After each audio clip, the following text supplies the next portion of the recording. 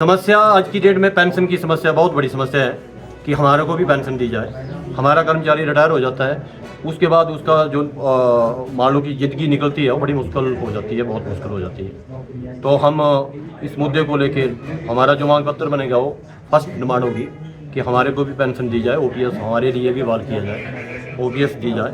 और कर्मचारियों का प्रमोशन का मामला है, बहुत सारी डिमांडें हैं, वो हम उसको साथ में जोड़ेंगे। प्रमुख जो डिमांड रहेगी हमारी वो पेंशन की रहेगी। जरूर गवर्नमेंट को मैं बताऊंगा कि हमारे निगम में जितने भी अधिकारी हैं वो निगम को कितना मतलब फ़ायदा कर रहे हैं या नुकसान कर रहे हैं, ये ज़रूर मैं गवर्नमेंट को बताऊंगा।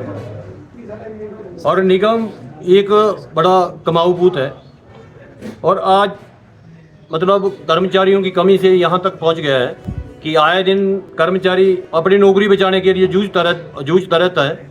तो मैं आप लोगों के माध्यम से अपने अधिकारियों को ये भी चेताना चाहता हूँ कि वो टाइम रहते कर्मचारियों को एक कोऑर्डिनेशन में रखें, कर्मचारियों से वार्तालाप करें, जहाँ भी समस्या पैदा हुई है वहाँ बैठ के बात करें, जो मैनेजिंग डायरेक्टर है उनसे बात करें।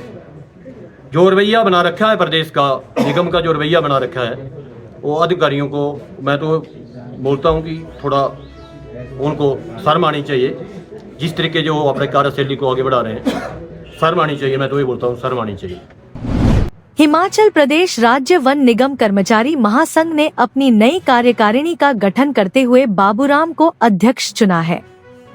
राजधानी शिमला के कसुम्पटी स्थित एसडीए कॉम्प्लेक्स में निगम कार्यालय में आयोजित महासंघ की बैठक में विभिन्न पदों पर नई नियुक्तियों को मंजूरी दी गई। आपके स्वास्थ्य का प्रहरी श्री बालाजी हॉस्पिटल कांगड़ा हिमाचल। बैठक के दौरान संगठन को और अधिक प्रभावी बनाने के उद्देश्य से प्रीतम पाल ठाकुर को चेयरमैन और हरीश ठाकुर को कानूनी सलाहकार की जिम्मेदारी सौंपी गई।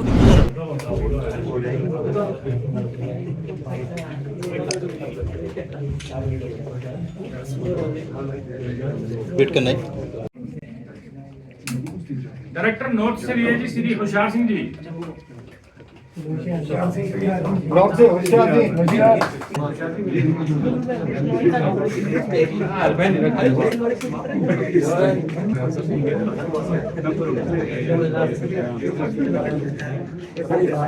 इसके बाद भी हमारे कुछ लोग साथी हैं ना, उनको भी हम साथ में शामिल करेंगे। क्या समस्या देखो, मैं एक आपके माध्यम से बोलना चाहूँगा कि हमारा निगम पिछले काफ़ी सालों से प्रॉफिट में चला हुआ है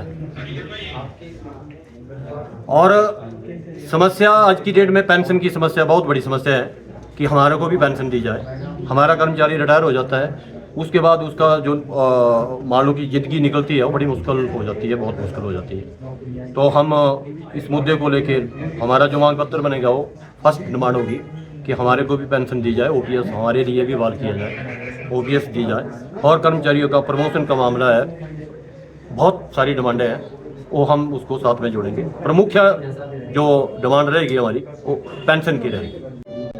देखो, मुझे एक बहुत बड़ी वन विकास निगम मतलब कर्मचारियों की एक बहुत बड़ी जिम्मेवारी मुझे दी गई है कर्मचारियों की तरफ से, और इसमें मैं बिल्कुल खरा उतरूँगा।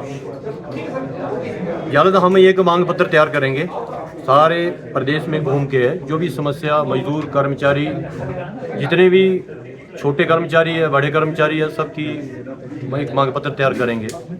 और उस मांग पत्र को लेके हम प्रदेश सरकार से भी मुलाकात करेंगे, प्रदेश के मुख्यमंत्री से मिलेंगे, चाहे किसी मंत्री की बात हो और वाइस चेयरमैन से मिलेंगे, हमारा मैनेजिंग डायरेक्टर उनसे मिलेंगे।